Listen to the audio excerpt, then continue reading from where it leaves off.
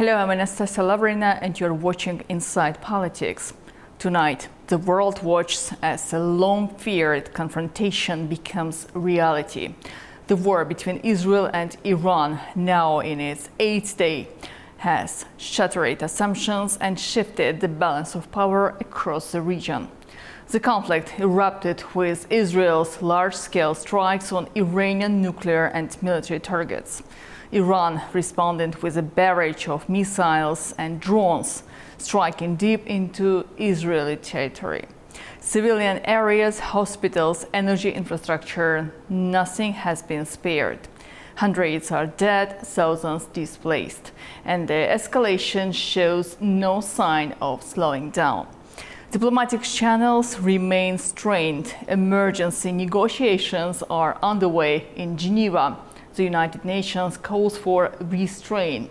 Meanwhile, Russia has issued a stark warning that destabilizing Tehran could unleash uncontrollable regional consequences. Others describe the situation more bluntly. This may be the most dangerous moment in the Middle East since 1973. In the South Caucasus, concerns are growing about potential spillover, military, political, and economic. As a strategic corridor between East and West, the region has become increasingly significant in recent years. Now, it also stands vulnerable to pressure, to provocation, and to the uncertain consequences of a widening regional war. And looming over it all is the unspoken fear of nuclear escalation. Iran's atomic program and Israel's undeclared nuclear capability add a terrifying dimension to this conflict. One wrong move could have consequences no diplomat, no leader, no civilian is prepared for. And more on this with our guest today. Joining me now is Özgür Güven, sustainability and energy expert based in Ankara, Turkey. And from Washington, United States, we have our own Ubay Şakbandar. Dear experts, warm welcome to Inside Politics. And Ubay, let me start with you. US officials warned that the current path could lead to a major regional war. Do you believe the United States is prepared politically and militarily for such an escalation? Well, I think behind President Trump's recent declaration that he's going to hold off at least 2 more weeks before he makes a decision on whether American military assets join Israel's ongoing military campaign targeting Iran's underground nuclear program and its strategic missile facilities. The thought process here by the president is that he wants more time to deliberate. He wants to make sure that all the military options he's being presented by his military commanders from U.S. Central Command and the intelligence community will result in the end of Iran's nuclear program without dragging the United States into a wider and prolonged conflict in the Arabian Gulf and wider Middle East region. Remember, President Trump, when he was inaugurated following his election victory, in his speech, he stressed that he wants his legacy to be remembered as a peacemaker and to ensure that there are no new wars. Now, as Israel's military campaign continues to unfold and cause significant damage to Iran's nuclear program, there is still the concern that without American bunker buster technology, bombs that only the United States has, that the Israelis will not be able to destroy the Fordow nuclear facility. That being said, we did see Israeli leadership starting to hint that perhaps Israel will use special intelligence operations to take out Fordow without American military involvement. But certainly there is a great deal of concern among President Trump's base, as well as the wider American public, is what happens if the United States joins the ongoing military campaign against Iran's nuclear program? Will that lead to American military bases in Iraq, Kuwait, the Kingdom of Saudi Arabia, the United Arab Emirates, and the state of Qatar to be targeted by either Iranian short-range missiles or terror operatives? And will this lead to a wider war at a time when the U.S. is seeking to withdraw some of its forces in the region, like the recent partial military withdrawal from Syria? So that is a big political concern. There's a big threat that the conflict between two countries can be widened spread, not only in the Middle East. And coming back to what you said about the words Donald Trump used to say previously, he doesn't want to see new war, but what we see between Iran and Israel, it's actually the war. It's not an, let's say, one-sided approach to this particular situation, because two countries are sending their militia to each other, and the situation is getting worse and worse every single day. But we will come back definitely to the position of the United States of America now. Mr. Özgür, if I may ask you to comment on the situation between our two countries and how vulnerable is the region itself for potential spillover of the conflict.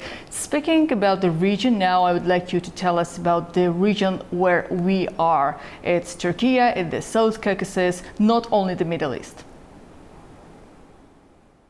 Well, to start with, I mean, I think this conflict or war, however we name it, is going to affect all the relationships, all the strategical partnerships past. And I believe Iran should reorganize. Iran should reconsider its ongoing strategy, I mean past going strategy towards Turkey and Azerbaijan for their partnership with the neighboring countries.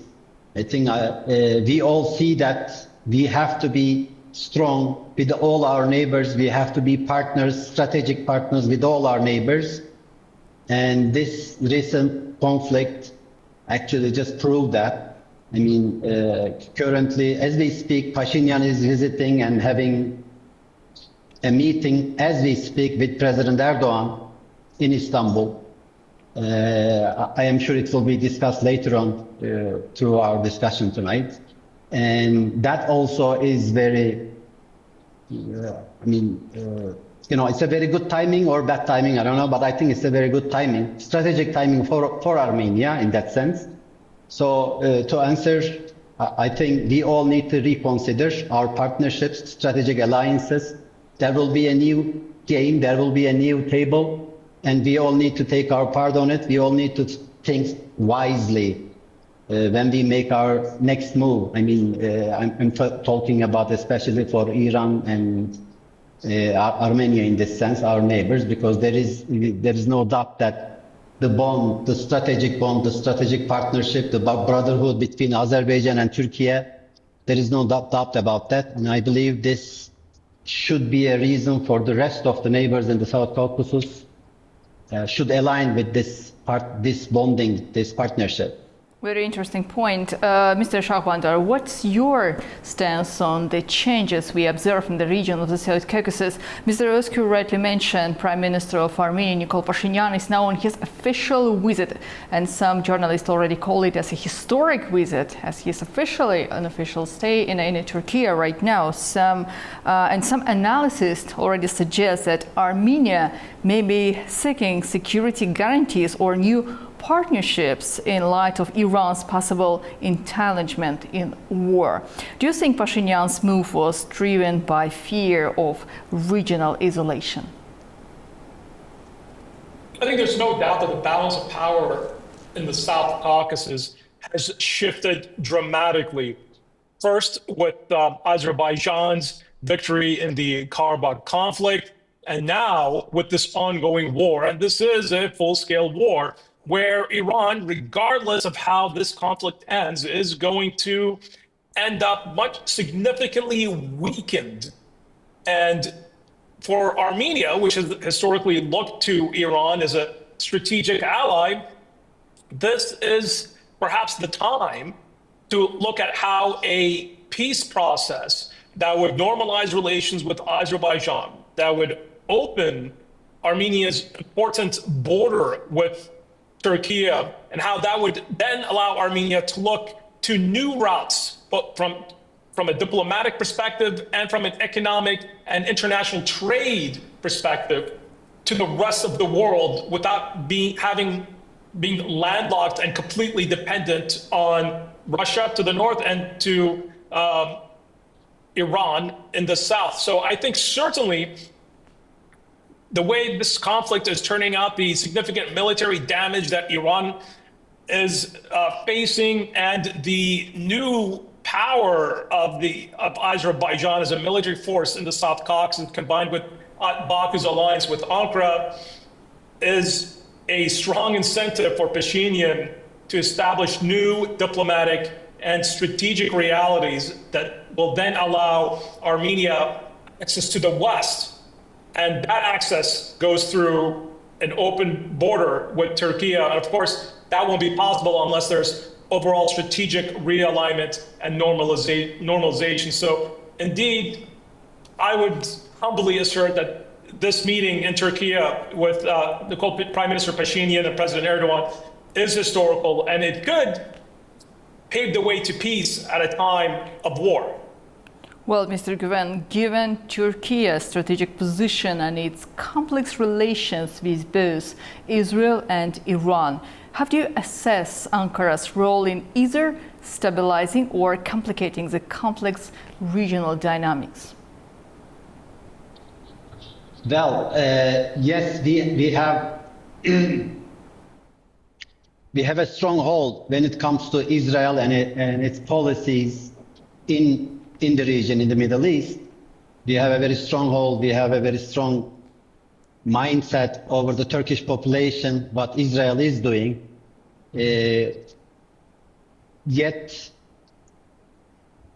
with Iran, we have been sharing the same border since 1600s with an agreement in the Ottoman Empire.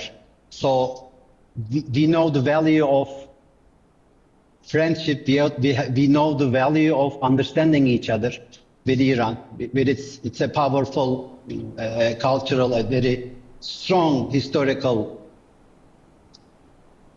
We have a lot of common cultural and also regional. Sorry, I'm. Hello, the line was. Yes, please continue. We Okay, can hear sorry, you. I'm sorry. Yes. With Iran, with all this, with Israel's policies, I mean, I do not support that. But on the other hand, with our border with Iran, it hasn't been changed since then, since 1600s. And I believe we have a lot of learnings to do from that. And when it comes to Israel's policy in the region, yes, I know they have some right. They had some rights, but the current situation does not justify what is going on over here in Gaza. We no need to mention with Palestine and Gaza Strip.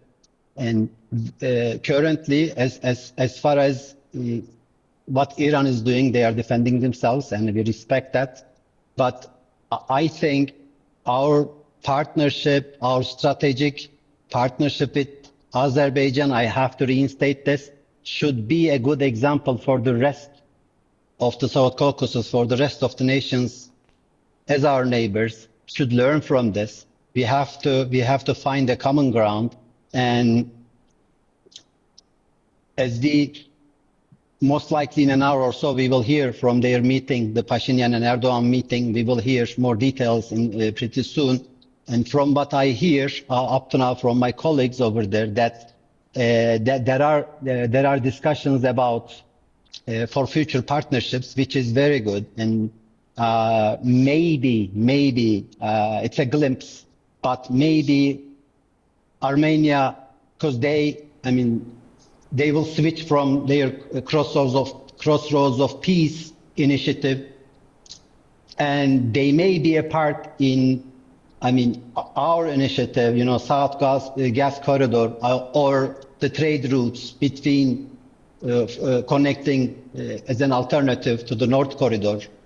And But I guess you are now this, speaking about the Zangezur corridor initiated by Azerbaijan, supported by Turkey since the end of the Second Karabakh War. Since you mentioned Zangezur corridor, then I may add this, that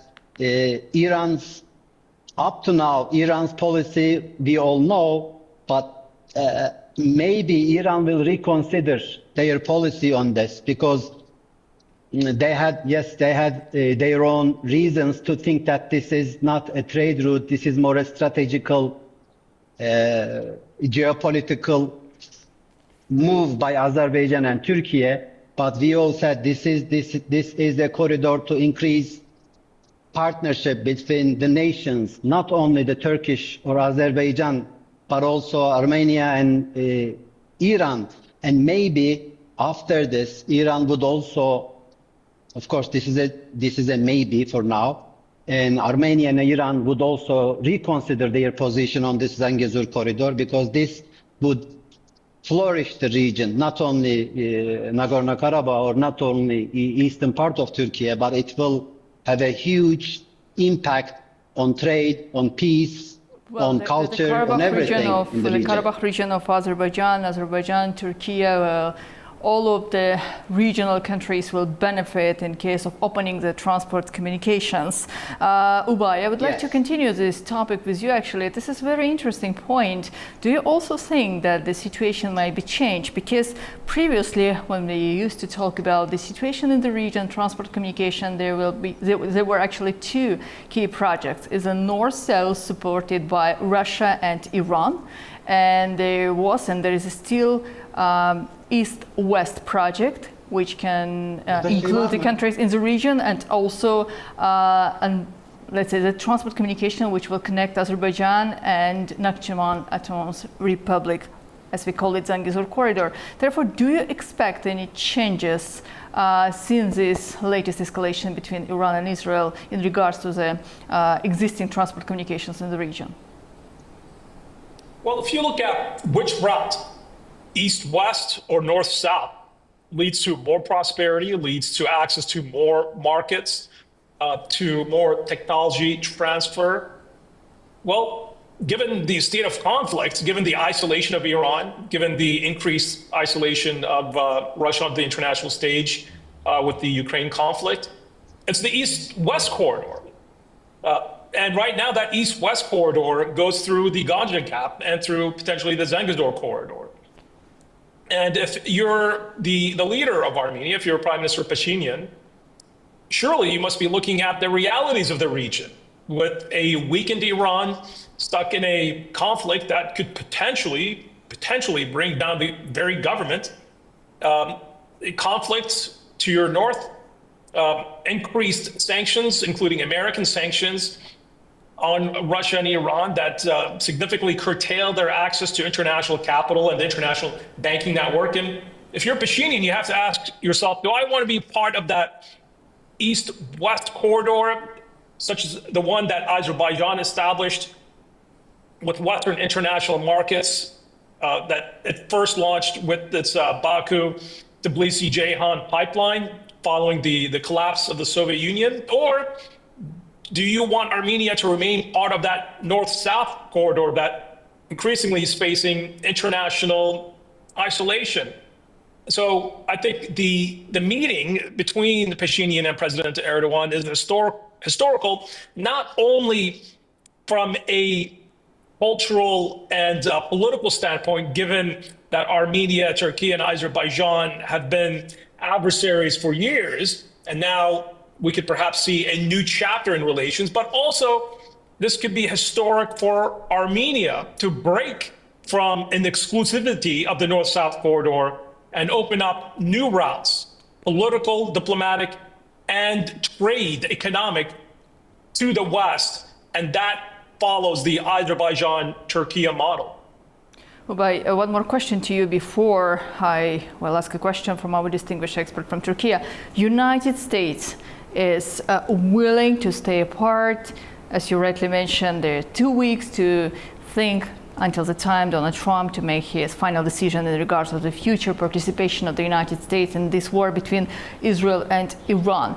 All of those transport and energy projects we discussed today, I guess United States are also willing to see the security, the protection of all of those existing projects. Therefore, if there is any potential threat, do you also think that United States may decide to be involved somehow, or there will be another way to solve the problem? Well, I think President Trump's warning to Ali Khamenei, the Ayatollah, the supreme leader of Iran, that, hey, any attack against American civilians or diplomatic or military assets will be met with a harsh response, that seems to be working thus far. That's why you haven't seen Iran launching any direct attacks on U.S. military bases or commercial shipping in the Arabian Gulf or Red Sea region. And that goes the same, of course, for Iran's proxy in the region, the Houthis. And I think that is because Tehran, rightfully perceives that President Trump is not bluffing. And so holding back on any direct attacks on American military bases by Iran right now seems to be based on the calculus that President Trump does not want to be drawn into a wider war. Now, look, the Americans are involved in this war, right? The U.S. is providing interceptors to Israel to shoot down some of these ballistic missiles that are being launched by Iran against Israeli cities. But certainly, President Trump has sent a very loud and clear message to Tehran. If you attack our commercial ships, if American civilians or diplomatic military personnel are killed by your forces or proxies, then all bets are off. And of course, we remember what happened in 2019 when President Trump ordered a drone strike against Iran's most capable commander, the Quds Force commander, Qasem Soleimani, who was then killed by American forces after Iranian-backed militias killed an American military contractor. But so far we are seeing restraint by both President Trump and by the Iranian leadership, with the Iranians certainly not wanting to draw in the Americans into this conflict. But what we are seeing here, reports in Washington, D.C. indicate that President Trump may decide, and that is still a maybe, we don't know what he will do, but he may decide to launch American long-range bombers against Iran's underground nuclear facility of Fordow if he believes that it can be done in a manner that achieves the objective of totally ending Iran's hopes of building a nuclear weapon without drawing the U.S. military into a wider military quagmire or to the quicksand of the region. So that 2 weeks that's been established by President Trump, this may be 2 days, it may be 3 days, it may be 1 week. But ultimately, I think he wants to take the time to see what the Israeli military, how much they can degrade Iran's military forces for the time being. So anything can happen. And of course, the whole world right now, its eyes are on Washington, D.C. and what President Trump will do next, given that the U.S. has such a significant military power in the region. And in a few days, we'll have 3 aircraft carrier groups in the Mediterranean and in the Arabian Gulf region. And that would be a significant amount of air power. Yes, indeed, that's very impressive and significant numbers you mentioned. And my last question, Mr. Güven, apart from the United States, we do have another very important player in the region. It's Russia. And Russia has warned of catastrophic consequences if Iran's leadership is undermined. So do you interpret this as a threat of Russia's involvement or a warning to the West to stay out? I don't think this is a threat. It's more of a statement, a bold statement, because Russia and all of us actually, with the required aid, remembers Chernobyl. And I think this is a bold statement. Russia in their past witnessed it, both Ukraine and Russia suffered,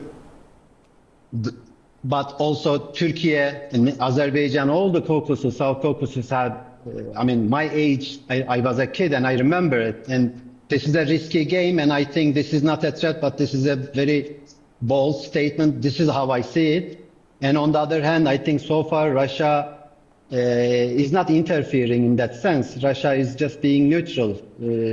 Yes, time to time they may have some critics over this or that, but at the end, I think this is just a bold statement. And of course, this, in another sense, I have to add this, because through our previous discussions, we talked about the southern gas corridor. This is a threat for the Russian trade routes, and I believe maybe afterwards Russia would have to criticize that rather than the current ongoing situation. Well, indeed, let's see how the situation will be developed, but as for now, thank you very much for joining Inside Politics. Thank you. Thank you. Thank you. Well, as the conflict between Israel and Iran intensifies, the ripple effects are being felt far beyond the immediate battleground, from diplomatic halls in Geneva to the strategic corridors of the South Caucasus. The stakes have never been higher, and the world watches anxiously, hoping for a de-escalation, but preparing for all possibilities. We'll continue to follow this developing story closely, bringing you expert opinions, frontline reports, and comprehensive coverage. For now, I'm Anastasia Lavrina, and this has been Inside Politics. Stay informed and see you soon.